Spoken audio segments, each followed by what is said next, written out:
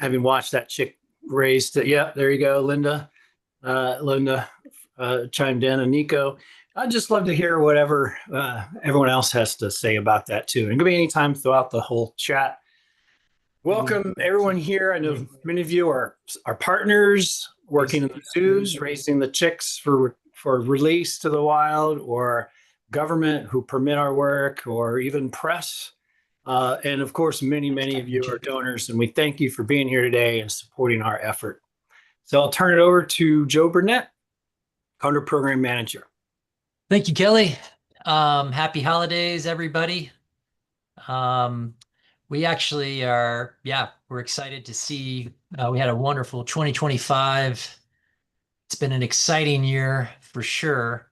And we actually have a special treat today. We have Darren is actually live out in the field at the Big Sur Condor Sanctuary. And it's not something we do all the time. It's something we want to start doing more often. This is a little bit of a test run, but we do have a pretty good internet feed out there. So we're hoping, Darren, how are we doing out there? Yeah, doing well. Yeah, catching the last bit of the sun here as it's setting for I think it'll probably dip below the horizon during the chat, but yes. Yeah, Yeah, getting not a bad view there behind you, buddy. No, it's pretty good. It's no Bixby Bridge, but it'll do for Big Sur. But yeah, a lot Yeah, of maybe for I know folks that watch our cams are somewhat familiar, but it might be kind of cool if you just do a quick kind of walk around. I don't know if there's any birds still around or they're going home to roost or yeah. Here, let me flip my camera around. I can kind of show you guys around a bit. So I'll first show you there are birds around, but I'll save those for last. But yeah, just to give you guys more of the view here. Oh wow, there we go. It's all from our sanctuary. It's the Pacific Ocean out there, beautiful as always. And yeah, our flight pen is down the slope there a bit. And yeah, just continuing into our canyon, you'll start to see our cabin coming up here on the left, maybe through the trees. And then yeah, the stars of the show. And they are all Right right. here. So yeah, I'll get a little closer so I can point out. I saw a few people were mentioning that Anika was kind of their gateway bird in the chat. She's up here in the tree. Can't see her tags right here, but she is kind of lower down in the tree here on the right hand side. I don't know how well if you guys can make out the individual birds, but if I get my finger in here, she's sort of right around here. Yeah, I love it. That's awesome. But yeah, Nico's up here. We've got Penny, who was Puff and Miracles chick from 2023. She's up here. 957, who was a 2020 San Simeon release. And then 574 Nomad, who I'm not seeing an untagged up here at the moment. We're waiting for an untag to show up with Nomad or 1006. They had a chick this past year that we believe we'll see up here any day now. So yeah, still looking for them, but Nomad is up here at least. Yeah, they kind of look like Christmas ornaments on the Charlie Brown Christmas tree. Yeah. That is a great Different kind of ornament. But yeah, that's pretty awesome. Yeah, that is their favorite tree for sure. Mm-hmm. Yeah, it's the sort of the pre-roost hangout before they all go to their places to sleep for the night. But yeah, nice to see them all up here. Yeah, so maybe this is when I mentioned it earlier. This is when birds start to wind down their day. They go try to find a good place to sleep for the night, usually a big tree. They typically we notice they don't like to roost overnight that often in this tree. We think it's probably because this tree's fairly exposed at night to winds and other things. They tend to tuck down in a canyon and find a bigger tree lower down in a canyon just below actually where this tree is located. They have a bunch of snags they like to use and pine trees, preferred little spots they go to. But yeah, that's a great vantage point there, Darren. Yeah.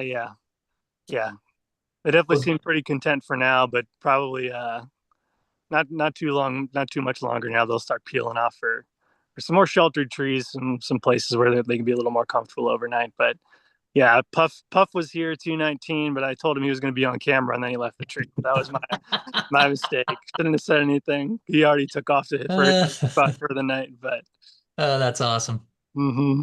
He Hmm. doesn't like the limelight, he's all business. Oh, of course not. Yeah.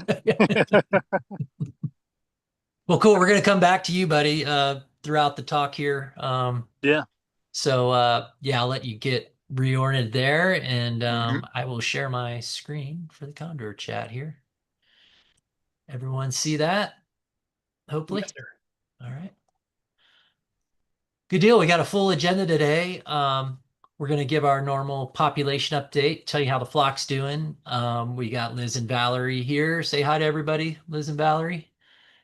Hello. Live from San Simeon, Liz and Valerie. They're going to give us an awesome rookie update on how our newly released birds are doing. There's been a lot of activity down there. There's been a lot of birds around.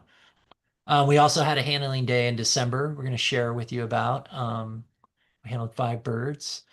And again, we're going to kind of tell you the year-end results for the nesting season, 2025 nesting season, and also a preview for our upcoming nest season, which is literally pretty much a month out. So it's pretty exciting to see the different developments. And then Kelly's going to give us a quick update on Save the Condor campaign.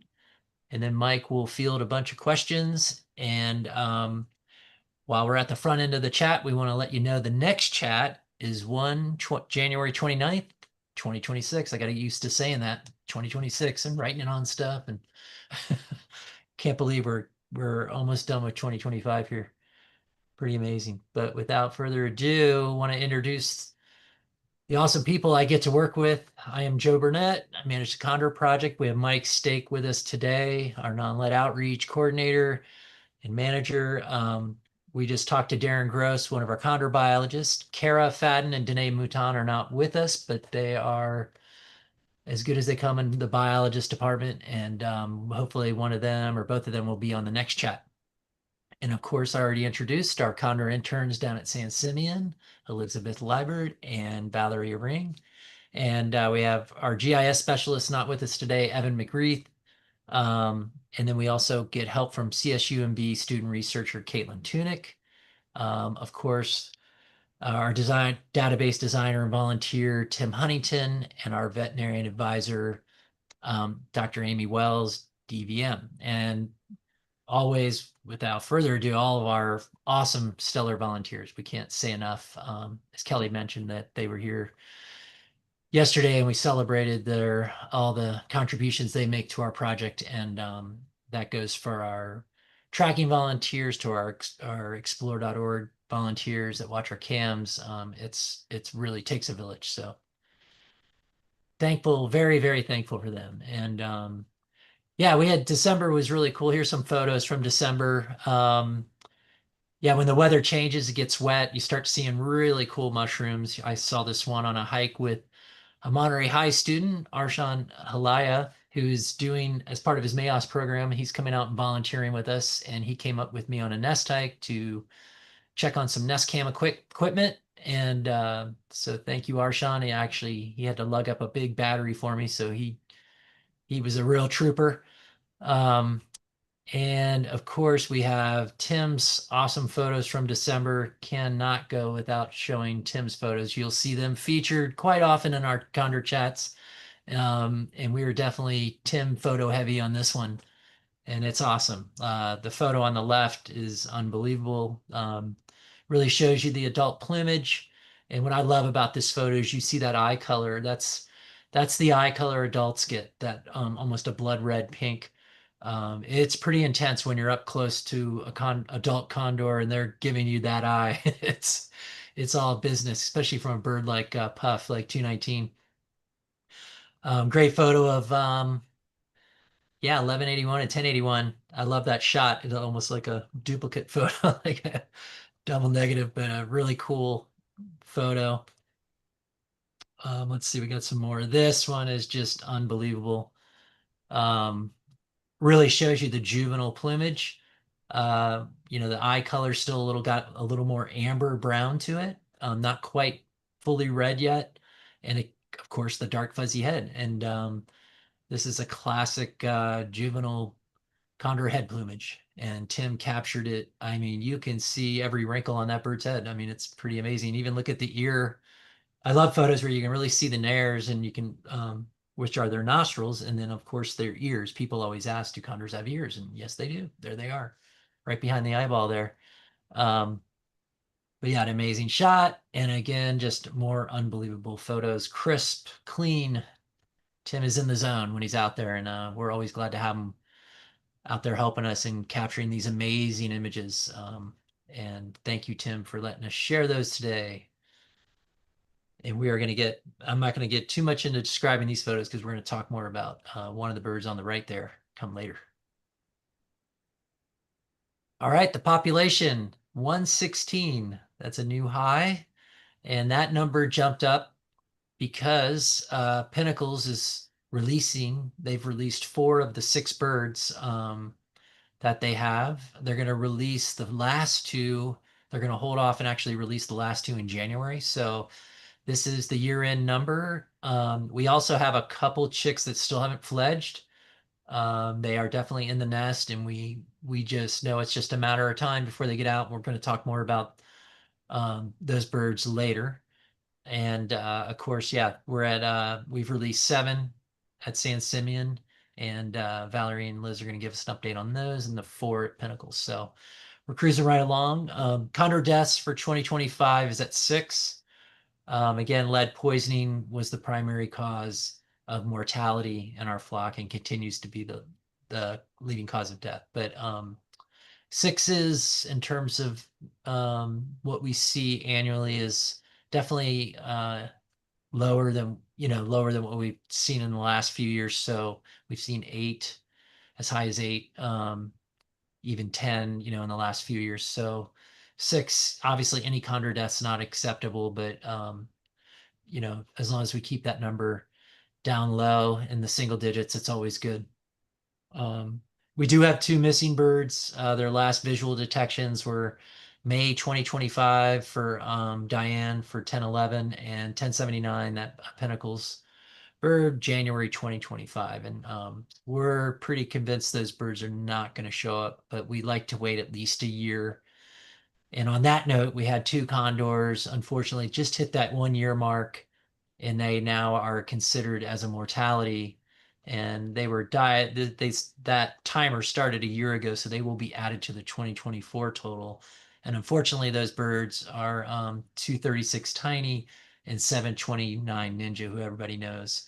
Yeah, it's always hard to let go of some of these birds, especially a bird like 236. I remember releasing her back in 2002, and that was I remember that whole batch, an incredible batch of birds.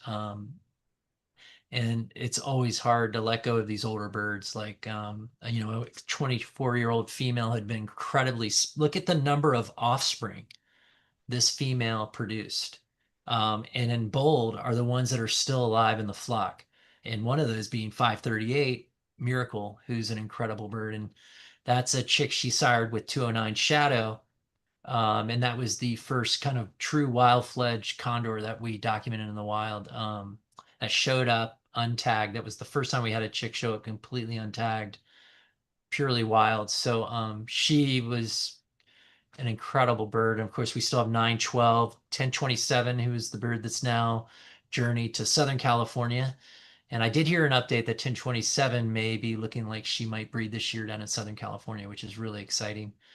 And of course, 1238. So she left a huge legacy, so she lives on through these birds. I like to think of it that way, that these birds pass the baton. And of course, we'd love to have them all living 50, 60 years in the wild, but I think we're getting there. The fact that we've had birds living 24 years is pretty incredible. And, but we know the goal is to get them going longer than that. And, yeah, lots of incredible photos of 236. She nested more recently in Pinnacles with 340, one of their patriarch, their dominant bird at Pinnacles. And Tim was able to get some incredible pictures of that pair. The photo on the left is her with 340 Kamwachan, and that's in a great flight photo. And yeah, it's going to be hard to let her go for sure. But yeah, she had a really, really good run and had a really huge impact. So just all you can do is praise a bird like that. And of course, 729 Ninja. I think everyone remember. I think this bird made it onto the onto everyone's radar when after the Dolan fire, when Iniko was in the nest and Kingpin was gone and Redwood, it was just Redwood Queen and Iniko, and 729 showed up to take over the territory. And the infamous video of 729 and Nico and 190 falling out of the nest cavity to the ground, I think is really cemented in a lot of people's memories. But outside of that, I mean, he was an incredible bird, and he was nesting with 626, who unfortunately disappeared as well, or I'm sorry, we found dead as well. And yeah, we're just, anytime we lose these birds, he was an 11-year-old male just hitting his prime. And yeah, again, he came from great parents. You know, he came from Big Boy and Solo. And he does have offspring out there, 1309. So his legacy lives on as well. And yeah, those birds carry all that great knowledge they retain from these incredible birds. So yeah, I mean, I'm kind of hogging the floor here. Darren, do you want to add anything about 236 and 729? Yeah, I mean, just sort of for me, I think the sort of the like 236 kind of holds a singular moment for me for like when I realized just how kind of awesome condors were is like when I was an intern in 2015 and we were in the blind for our first trap up. You know, I saw her and a bunch of other 200 birds show up. I had never really seen what a dominant condor looks like yet. And when she showed up and like some of these other 200 birds showed up, it was pretty obvious who the top birds were. And so, you know, like just seeing a fully adult condor all puffed up, full color, like just in their prime, that to me, like her showing up, like those visuals of her that day are just really like kind of defining memories in my mind of you know, the impressions that condors have had on me. It was just very impressive. And same thing with 729. I mean, again, going back to 2015, he was one of the youngest birds in the flock at that time, and you know, like seeing him not like reach this age breed was so special. And yeah, it's a shame to lose these birds. But yeah, lots of fun memories, lots of special memories with each of them. Yeah, thanks for sharing that. Yeah, it is. It's just hard to let them go. I wish, you know, we're always hoping like maybe they'll show up, but then after a year, we pretty much know. Mm-hmm. And we do everything we can to find these birds. But sometimes they go to places that we can't even find. It's just, you know, it's unfortunate. But anyway, yeah, we can keep them in our memories for sure. Yeah, here's another great photos. Just, yeah, he was a pretty majestic condor. He had a presence, being a wild born chick, and definitely had some swagger out there. And, you know, I mean, even despite his behavior, you know, he was doing some natural behavior when he went down there to take over that territory. I mean, he was going over, you know, the prime territory held by the top male. I mean, that's instinctive for a young male to do that. So we don't hold it against him.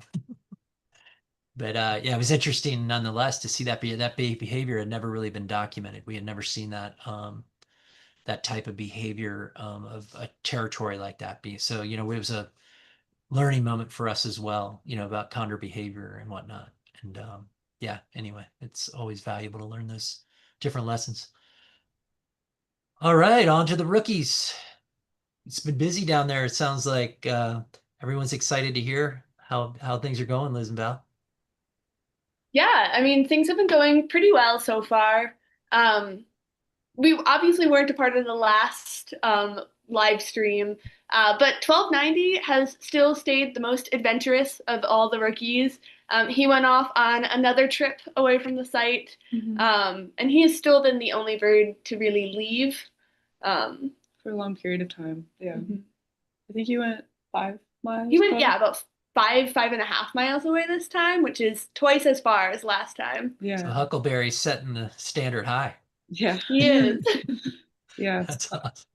A lot of the other rookies haven't left the site at all yet. So yeah, he's definitely going above and beyond there. But yeah, there's some good rookie pictures with Bernie and Huckleberry, some of their favorite roost spots. Yeah, I mean, the 1300 birds, they tend to stick together, especially Bernie, oh my God, Palila. Palila, and Kaloa. No, Nicola. Kaloa too. Molly. Molly more than All Kaloa. four of them. Bernie, Palila, and Molly tend to spend a lot of time together. Like if you see one of the three birds, you're gonna see all three of them. Yeah. And then they roost together too. So they'll be in the same tree. And then 1312, Kaloa, she spends a little bit less time with that group, and a little bit more time on her own, although she still definitely socializes with all the rookies. And then it's sort of interesting because the 1200s stick together. So Alala and Nene, they spend a lot of time together. So again, if you see Alala at the site, you'll also see Nene at the site, and they'll roost together. Yeah. Which has been So there's some of them hanging out together. So that's one of the 1300s and then a 1200 bird. But you can see that they'd spend a lot of time together. And that tree is their favorite roost tree. Definitely. And then Liz got this picture of 1289 flying Nene. Yeah, that was taken at sunset. So we will call it condor zoomies. But right before they get into roosts, they often like to take a little bit of a flight. So that was a picture taken right before sunset, so you can see the like red glow on her wings. Yeah, that's a really cool photo. Roost. Yeah, you caught the light, that pink light. Yeah. I don't know, 1290, he's been more on his own than any of the other rookies, but he also is interacting more with the adult or like the older birds on site than any of the other rookies too, which has been really interesting to see. He was also the first rookie to roost at the top of a tree with all the more dominant birds. And his first day doing that, we had a couple of really funny observations. 1232 and 1085 both attempted, it looked like they were sort of attempting to get 1290 off of the high roost spot. They both came in and landed practically on top of him, but 1290 held his ground and stayed in his roost. Yeah. That's awesome. Yeah, this is the photo. I guess you were talking about the 1300 birds all perched together. Yeah. They do that every night. Yeah, literally the same branch. Yeah. So yeah, they stick together for sure. And then we've had some visitors. So that's actually from a video I took of 758 coming in. Well, 936 was perched with Thunder Chief and Madeline. But yeah, Thunder Chief went and actually displaced Madeline, which, they're supposed to be a pair, supposed to be nice to each other, but sometimes he's pretty mean. And yeah, he's pretty mean to the rookies. He likes to push them around. He's a bully. As bad as he could be. He's not as bad as he could be, but he definitely picks them off the carcasses sometimes. Yeah, and so does Madeline. We like to joke that they're made for each other. Because Thunder Chief is more of the physical bully, and then Madeline is like the mean girl bully. And together they're a perfect pair. That is a perfect pairing. And on that pairing front, are you seeing any displays or breeding behavior? Yes, almost every day, honestly. We've noticed this past week it's been almost every day. Yeah, Thunder Chief's been displaying to Madeline. But no, have they been progressed from there to copulations or they have not? No. I mean, Madeline seems pretty receptive up to it. Like she's definitely into it, but nothing's happened so far that we've noticed. Yeah, we're really hoping they nest this year. That'd be pretty exciting. There's some really good historic nest sites, actually, a lot of them around San Simeon. So yeah, that would be really, really cool. It looks like Katie's bird was down there.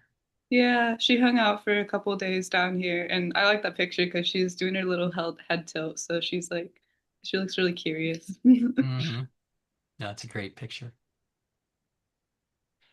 And then some others. Wow, it's been busy down there. It's been very busy. Yeah, we had Sierra's been hanging out here a lot. We saw Sierra earlier today too. I was just up at the site and Sierra was hanging out in front. But yeah, he's been out there, and then Rusty and Finn and some other birds as well. But yeah, all of these birds in these pictures have still been continuing to hang out up there. So the last couple of days, especially, we've had a lot of visitors.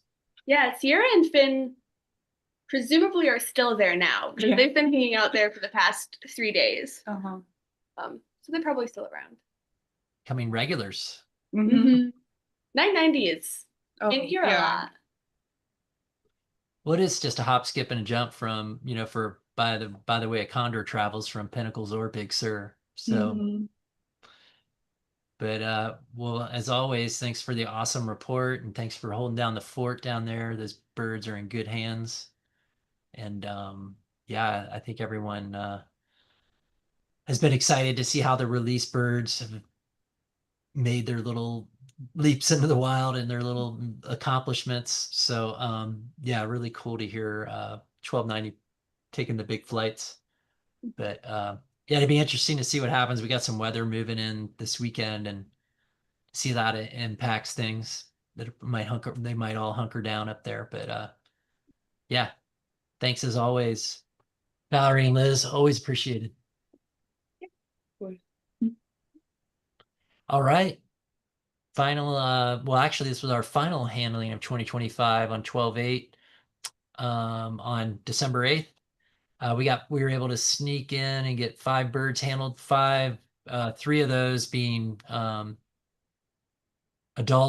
breeding age adults that we really were happy to get a hold of. Redwood Queen, Puff, and 912, 962, 1145. And we had some help from Pinnacles. Gavin came over, which was huge. Amy Wells came up, and it was nice for this batch too. We were able to get some HPI vaccinations in on some of these birds. And yeah, jump at any time, Darren, because Darren was there too. And Yeah, it was just really nice. I think again we kind of had a goal to try to get the breeding age birds before things really get kicked off.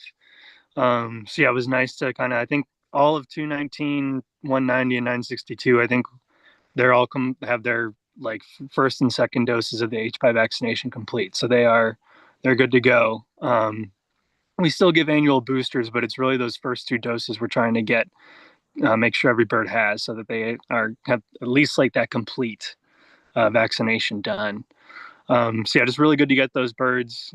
Because yeah, we're expecting. I know 219 just had his chick this past year, but 190 we're expecting to nest, and same with 962. So yeah, it was really good to get them. We won't need to trap them for HPI vax anytime again soon. And yeah, they're really good to go now that nesting season is upon us. So yeah, that was great. And then the 2 other birds, 912 and 1145, they were both radio stealth birds, which means that we could not track them with radio telemetry. Their radio transmitters were not working. So it was nice to be able to give them new and functioning radio transmitters. They're both more trackable now, and yeah, so it's good to just have more regular monitoring for those birds too. So yeah. yeah, that's good. Yeah, I like this photo because you can kind of see this is inside baseball. This is behind the scenes of when we're inside the blind working up birds, giving them their vaccination. Amy's down there giving vaccinations. Gavin's probably prepping transmitters. You got Liz there helping Kara hold a bird, and then you have Danae actually entering data into an iPad on Calco Central on our database. So it's a fine oiled machine. When we get up there and we're processing through these birds, we're juggling a lot of different tasks, and we try to do it in the shortest amount of time to reduce the handling time for the birds. So we want to get them in and out as fast as we can, reduce stress, so they can get out back in the wild and do what they're supposed to do. So yeah, big shout out to the crew for running such a smooth handling. There's a lot of prep that goes into this. Darren was in the blind trapping these birds for a couple days, um, and then Danae and Kara prepping all the tags, getting all the chips aligned in their place, and then we're coordinating with Pinnacles, getting everybody over there. So pretty awesome effort all around. Anytime we handle birds, it's always fun to get everybody together. And then we had Liz and Valerie come up from San Simeon, got some more handling in, which was really great. And yeah, always nice to highlight the other folks that help us And in total, yeah, this 2025 was a pretty big handling year. When you say, Darren, I mean, we were busy.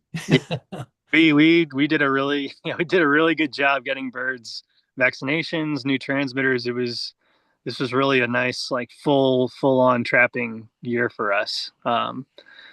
Yeah, just kind of like really got back in the swing of it. I felt like, and spring was really heavy, which was nice. That's definitely what we aim for, is to try to get as many birds as we can in the spring. So yeah, 143 birds total handled. That's pretty awesome. Yeah, 97 individuals. And I love just, yeah, our goal was to get those HPI vaccination status, all those numbers up, and to have fully vaccinated, 82 birds, 71% is incredible. Yeah. And we've got most of them, we're at 89% for at least one vaccination. So they'll have at least some protection. So Mhm. we're really close. And the other factor that's out of our control are these wild fledged chicks coming out. We'll never quite always be at 100% vaccination because we always have these wild chicks coming out of the nest. But now that their parents are getting vaccinated, we're hoping some of those antibodies get carried on to the chicks. But yeah, this is huge accomplishment. Big kudos to the crew and all of our partners. Um, again, Amy Wells, Pinnacles National Park, Oakland Zoo. They all chip in and make this happen. And yeah, it takes a village. So big shout out. This was a pretty awesome. This is a Christmas present for me as a manager. This is pretty awesome. So Mhm. a big kudos to everyone. All right, nesting. Yeah, so I'll Yeah. I'll jump right in here. Not a ton of updates from last month on this previous year's nesting. I think the biggest thing is we've been seeing an untagged bird, an untagged juvenile bird up here at base camp pretty regularly over the past month, and more recently we've been able to confirm that that bird is 1371, 219, and 538's chick from this past year. We did have that confirmation earlier, but it's been a few weeks since we've actually seen an interaction between this untagged juvenile and their parents. So I think we recently saw them with 219. They snuck 219 snuck a feeding in there on camera. I think we have some slides of that, right? Yeah, I think so. Oh, here we go. Yeah. Yep. There we go. You can kind of see in that on the right part of the page there. There's 219 getting ready to feed 1371, that untagged juvenile we've been keeping an eye on. But yeah, kind of what we've typically seen with like when we've been seeing this untagged juvenile is this photo on the left. We'll see them near a potential parent like 538 Miracle here, but we really can't confirm that that untagged juvenile is 1371 or another chick from this past year until we actually see that interaction with the parents. So getting to see feedings like this between Puff and 1371 was a huge deal. Just getting more confirmations of that chick being here and hanging out. So that's been really exciting. And yeah, that chick they're 8 months old now, fledged at the end of September. And yeah, first confirmation of their arrival here to the Big Sur site was early November. So they've been hanging out here for a while now, and we hope that continues because they'll definitely be at the top of our trapping list. But until then, we'll enjoy these views of a condor without tags. It's as eager as we are to try to get tags and transmitters on them so they're trackable and we can monitor them more closely. It's always really special to see birds like this without tags for a minute. It's just a very cool sight. And Tim captures it so well. Yeah. Mm-hmm. Thank you, Tim. Mm-hmm. Yeah, that's that's what it's all about right there, right? As we always say, this is the ultimate reward, the ultimate Christmas present for any condor biologist is this view right here. Mm-hmm. Pretty incredible. Yeah, and then 1381. This is the chick that 168 has been Beak Boy has been raising on his own. We are still seeing that chick in the nest, so they have not fledged yet. But I think more and more frequently now we are seeing that bird well, I should say we're seeing that bird with more frequently at each visit. So they're seemingly a little more active. They're getting bigger, poking their head out of the cavity, showing themselves a little more. So it's been nice to just get those visuals, even though they haven't fledged yet. And yeah, we'll see when they fledge. We really don't know when it will happen, but We're pretty sure it's going to be the latest fledge ever. yeah, yeah. But 168 still going back. He's still being super dad. Not that we would expect anything less at this point. But yeah, that chick is well cared for. Once Beak Boy's doing a great job, and yeah, we'll see that chick fledged at any minute, I'm sure, but just not sure when it will be. Yeah, because what we think's going on is, if you can imagine a chimney, and the chick is probably, we're estimating 8 feet, maybe 6 to 8 feet down inside this chimney. And there's a couple holes in the chimney on the way up that it can peek out of, but it can't figure out. Obviously, dad knows how to do it, and he's watching dad keep doing it, and or he or she, and eventually that chick will figure it out. But it's one of the more unique nest sites we've had. I mean, we've had a lot of redwood nests, but I don't think we've had one with a cavity this deep. So this is a pretty interesting kind of a new observation, new territory we're seeing. But nonetheless, it might be actually a good thing. By the time that 1381 gets out of there, should be ready to roll. Yeah. But imagine that chick's view when it gets out at it and being able to open the wings fully for the first time. I mean, I'm pretty sure 1381 cannot stretch its wings out inside, so it's definitely got motivation to get out. So it's going to be pretty incredible. So yeah, every nest is unique, every bird is unique, every pair is unique. It's just another cool example of, just another cool little nest spot and another challenge for a chick that just has to navigate. But maybe it's by design, maybe this will make this chick stronger. So yeah, anyway, pretty Yeah. darn cool. Yeah. And then just the last Ventana chick, I'll give a quick update on 1372. I was talking about Nomad 574 being here. Yeah, his and 1000's chick, his and 1006's chick 1372. We haven't confirmed fledged yet, just because we haven't seen another untagged with them, but we're pretty sure that bird has fledged or is very close. Because we're definitely seeing 1006 and 574 up here more frequently. So any day now, we're hoping. Yeah, so for our cam watchers, we've been definitely keep an eye out. We're asking them to, if you see two untags at the same time out on the area, then on the big cam, to definitely post a note or post a comment and who they're near, or if you see untag getting fed by 1006 or Nomad, definitely that's definitely something we want to hear about. And yeah, we appreciate it. It's kind of our a great way to be a citizen scientist for Ventana and for our condor observations. If you can really help out, make a difference if you can spot that for us. So appreciate the help on that. What do we got next here? So yeah, this is our year-end totals. We had 10 nesting pairs, 10 attempts. We had 11 eggs produced. We had one nest that produced 2 eggs. It was a trio and had 2 females lay eggs. And of those eggs, we had 6 hatch. And of the 6 that hatched, we've had 4 that fledged, and we expect the other 2 to fledge. One we suspect is probably fledged, and then of course, who we were talking about, the bird down way deep down in that redwood. That's probably good. It's going to be our 6th one. So yeah, really, really good year. Yeah, our average is probably 5 chicks over the last 5 years. We average about 5 chicks fledged in the wild, so we're above average.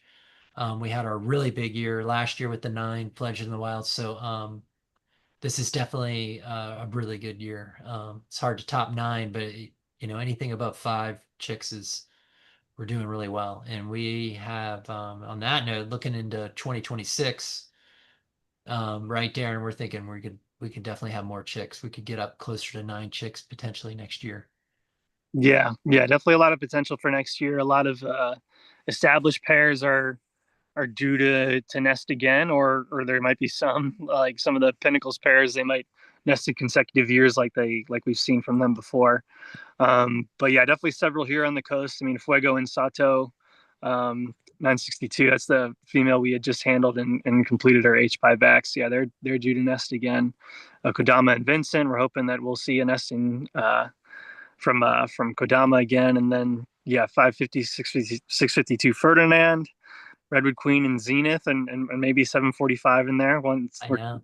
Interesting interactions between 190 and 745, and also still 190 and Zenith 650. So yeah, they're hoping for another nest there, and then Shadow and Minerva and Thunder Chief and Madeline, who we talked about earlier down at San Simeon, would be great to get a nest from them.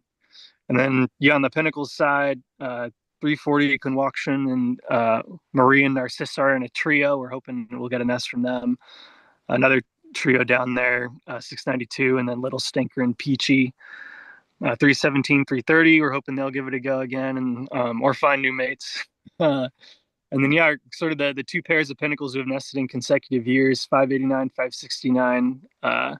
Phoebe, which is 569, and then 868, 931. Lady Lisa. Yeah, they might give it a go again in consecutive years, and because yeah, 589, 569. This is 5 years in a row they've successfully fledged chicks, and so yeah, they can just keep rolling. As far as we're concerned, that would be great. Heck yeah. And then of course, just the potential new pairs is pretty Yep. exciting too. Yeah, just to touch on a couple females we're watching on in the coastal side of things, Aniko and 1089 Little Great One. They're both here right now up in the roost tree. Hoping that they'll nest. That would be awesome. And 1104 Otter as well. It'd be great if she finds a mate and nests this year. And then yeah, just again jumping over to Pinnacle's side, looks like there's more potential there too for a couple more nests. Cedric and Rachel looks like they might give it a go. It seems like they're an established pair, and also 943 and 1036 Rosalie. 747 Boeing and 1034. They've been spending a lot of time together. And then yeah, a couple other females from the Pinnacle flock, 1078 and 1081. We're hoping they'll find mates and nests too. And maybe here on the coast, we see 1078 and 1081 quite a bit out here. So yeah, we'll see what happens. I know. 2026, exciting potential. So that'd be really, really cool to see what unfolds the next couple months. Yeah, because we see our first eggs usually as early as mid-January. So but then they can lay as late as June, so it's pretty big window. Majority of the time they do nest on the front side of the nest season window, but we do see some late nesting. So it's just going to be really exciting. And of course we're going to have our cams ready to go, and that'd be exciting to hopefully follow along with a nest this year, and we just have to wait and see what unfolds. It's that part of it's out of our hands. What happens? We can hope these cams work out, and yeah, we'll do our best to make sure we get a cam and a nest this year, an active nest. So keep your fingers crossed and hope all goes well with these pairs. Oh, and this is pretty exciting. Yeah, maybe Darren, you can cover this. Yeah. So I can kind of give you a little summary of breeding activity we've seen so far between here and the Pinnacles flock. So far 40 displays have been seen. That's pretty awesome. I mean, that's only going to continue. So that's really exciting. A lot of potential, as we were saying. Yeah, top displayers. This is great. 652 Ferdinand is we've seen him display 9 times. 209 Shadow, seen him display 6 times, and 219 5 times. That sounds about right. Though all 3 of those males are pretty. Yeah, they're the 3 top dogs. Yeah. Yep. Yeah, and I'm sure we'll see. I don't know. Yeah, we'll see if 219 and 538 nest in consecutive years here. But yeah, 209 and his mate Minerva, 881, and then 652 Ferdinand and his mate 550. We definitely expect those 2 pairs to go again this year. So yeah, seeing that many displays from them is right in line with what we're hoping for.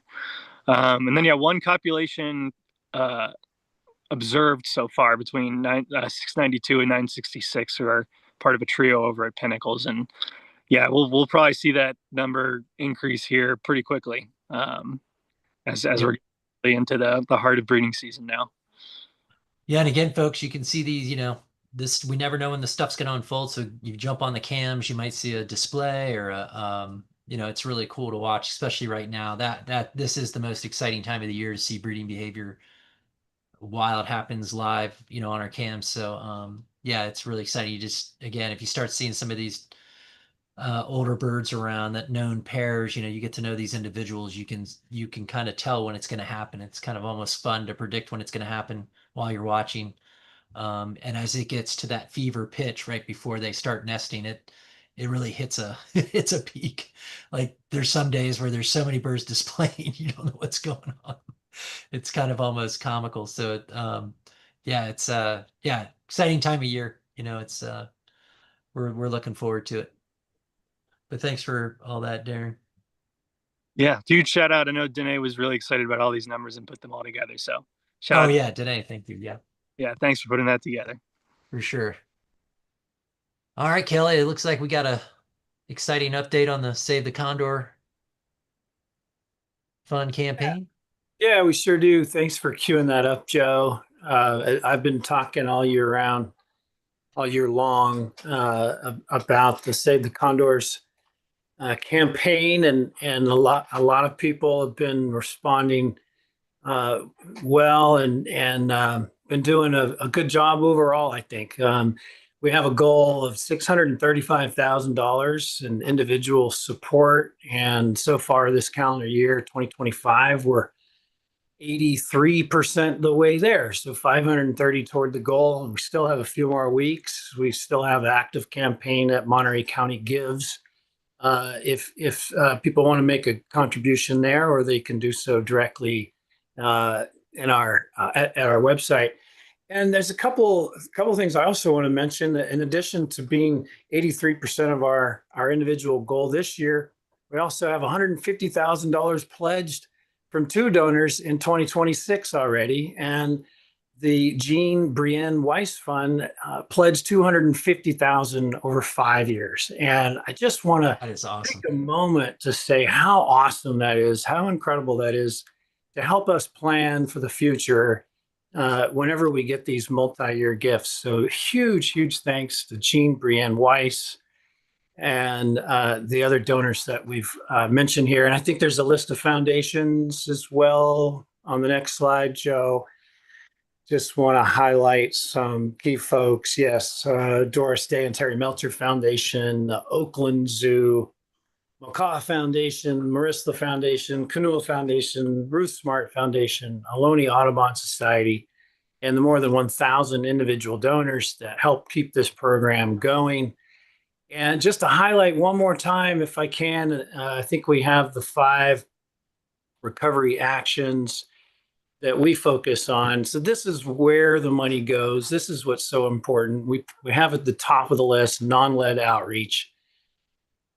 Almost 30 years ago when we started this, we weren't thinking that. We were just thinking about releases from captivity. And of course, that's fundamental to what we do. But as time went on and we kept picking up birds that have died, we realized more than half of those deaths are coming from this one cause: lead poisoning from the ingestion of spent lead ammunition. And so important that we tackle that issue. It's the underlying threat.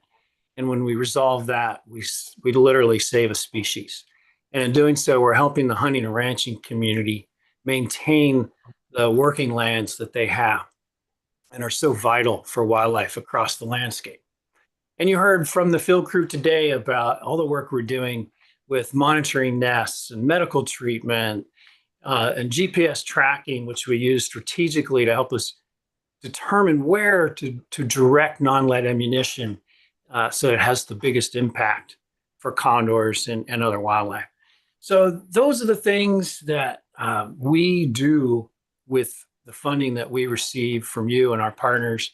And just want to make one last pitch at the end of the year to do so. So please consider it if you haven't already. The Monterey County Gives campaign is a good way to go.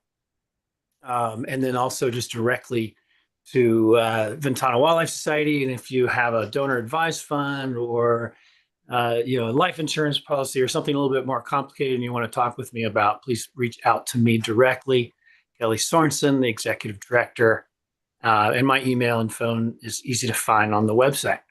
So I guess with that, I'll turn it back over to you. And thanks again, everybody, for being here, and thanks for your support. Yeah, as Kelly said, thank you so much to all our donors, to Gene Weiss. God, it's pretty awesome to see all the support come in.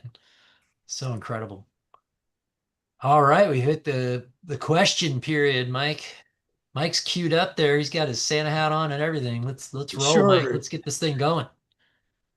Sure. Just a couple of things. Uh, Kelly asked about trigger birds, or I guess you call them gateway birds. We had Nico mentioned at least a half a dozen times redwood queen, Condor 317, Amigo, Cosmo, Fuego. Sounds like an elite list of birds. There may have been a couple others that I missed. 204 was that bird for me. I saw my very first condor during a job interview for Ventana Wildlife Society. And Kelly showed me my first condor over a sandwich and interview questions. And so that is memorable for me. We are all connected to these birds, and yet also the birds are connected to others around us. As an example, I was sent a video from a rancher this week, and in the video, I can see Shadow Condor 209 feeding at a private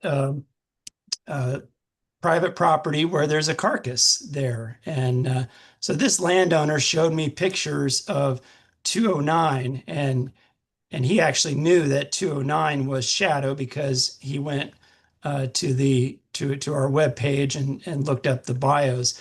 And so not only are we connected to the birds, but our key stakeholders in the non-lead outreach front are getting connected with these birds too.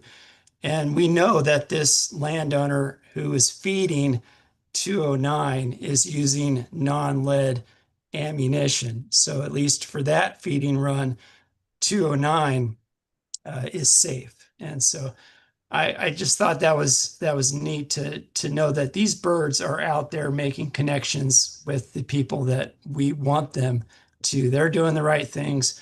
We just need to increase our network, our safe forage network, if you will, for these birds. Yeah, we got some more support for non-lead, Mike, right? Recently, last week, we got a grant rewarded from the Monterey County Fish and Game Advisory Commission. Yes, thanks to the Monterey County Fish and Game Commission, they're helping fund next year for non-lead, and so we do have support in that circle as well. And some additional GPS support, which would be great. Yeah, and speaking of GPS, one of the questions that came in, how long do those GPS transmitters last?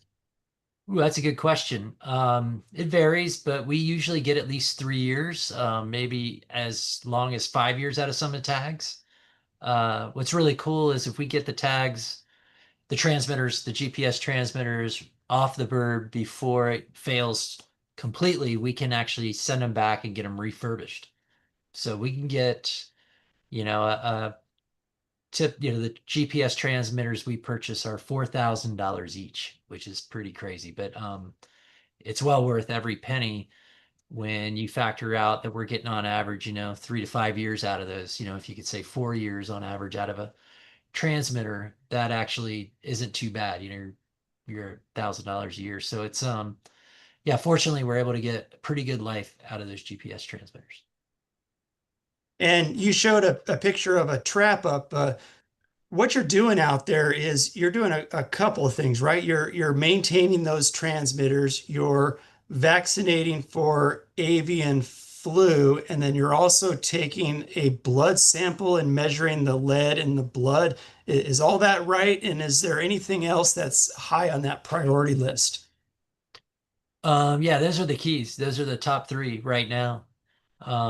And we also will mark and measure feathers as part of the lead study. They when condors ingest lead, it gets deposited on a growing feather. So they've been looking at the isotope signatures of feather, and they can actually look at exposure peaks and valleys of an exposure on a growing feather, which is pretty amazing. And that's the folks up at UC Santa Cruz. That's Myra Finkelstein. And so we also opportunistically mark and measure feathers and sometimes sample a feather for their research. But the primary is obviously the vaccinations for highly pathogenic avian flu and West Nile virus. We actually still vaccinate the birds for West Nile virus. So you have the vaccinations and then the blood sampling, which yeah, we can send that off to a lab and get an idea of what that bird's blood level was. So it's both research and management, and we can actually track lead levels in birds and perhaps, hopefully, eventually see a decline in that lead with our progressive outreach. Yeah. Regarding avian flu, we have viewers all over the world here. Joe, do you have an inclination of what the avian flu situation is like right here on the Central Coast? Are we seeing it? Apparently not in the condors. Is that because of the vaccinations, or has it just not hit here yet? Yeah, there's a lot of unknowns, but we do know it's spreading. There's been outbreaks recently at different farms. We know with poultry, with chickens, some chicken operations have had HPI, and they've had to call a lot of those chickens, or they quarantine that farm until they can get it under control. It's also been detected very locally on some local areas around where lower areas where we don't typically see condors go, basically within waterfowl. So a lot of waterfowl are being impacted, but the condors tend to stay out of valleys, like you'll see like low wetland areas, they tend to stay high up in the mountains. So we don't see that mix. And I think that's why we're not seeing exposure in condors. But it's honestly, for us, it's not necessarily if, but when. It's gonna happen. There's gonna be eventually they're gonna feed on something that's infected with HPI. And again, that's why it's so important that we get these all these birds up to speed on all their vaccinations, to give them as much protection as they can, because the street form of HPI is changing and getting stronger, and there's different strains that are more. If it's similar to when COVID hit, there were, after COVID initially hit, there were all these different strains going around. It's a similar thing with HPI. So we just have our heads on a swivel. We're always watching the birds closely, and yeah, as we know already, it hit the Arizona flock in the Grand Canyon, so we know it can get to the condors. So right now I feel like we've just been lucky, but I do feel like it's going to eventually hit our flock. And the good news is the vast majority of the flock is protected, at least with the vaccine. Yeah, it's certainly something to be concerned about. But as you say, you and the crew have done everything you possibly can to protect these birds, and that's something that gives us some solace in amid this threat. I wanted to ask Liz and Val. They had to go off on an important assignment here as the sun is setting, and maybe I will throw it to Darren instead. This was about the bird that had a 5-mile flight. Is that Huckleberry? Oh yeah, who else? Huckleberry, come on, Mike. Yeah. So this 5-mile flight, how do we know this? Are people out there in trucks following this bird? Or are we, using radio telemetry? Are we using the GPS tags? How are we tracking these flights? Yeah, really good question. These flights were, especially from the rookies, were mostly monitoring through the GPS transmitters they're wearing. So we prioritize our rookies every year who are going to be released. We always prioritize them for getting GPS transmitters, just because they're completely new to the wild. When we release them, we don't know what they're going to do, and they don't know what they're going to do. So having the GPS transmitters on them really helps us follow them around as they start making their first flights and kind of figuring things out. So yeah, Huckleberry, Liz and Valerie are checking his GPS regularly, and yeah, saw that he made this flight, and they're checking it now to still see like when he'll come back, and if he goes further. But yeah, primarily that's how we're monitoring flights like this right now. Yes, in rugged terrain that the condors inhabit, the GPS technology is really essential. If you're out doing tracking for prairie chickens, for example, that terrain might be a little bit different, and radio telemetry might be just as well. But the GPS really help uh, us traverse this rugged terrain. Mhm. Kelly, can I throw you one? Catherine in Moss Landing, just up the road here, is interested in uh, non-lead ammunition regulations. California requires the use of non-lead ammunition when shooting wildlife. Are other states supporting non-lead ammunition, or is it just California? Yeah, that's a great question. There actually are about 23 states across the union that have some form of regulation requiring the use of non-lead ammunition, but it's sort of a uh, it's not like a coordinated thing whatsoever, and it in some cases it only pertains to waterfowl hunting, and some cases it might only include upland game hunting, for example. California is the first and only state to require the use of non-lead ammunition for the taking of all animals statewide.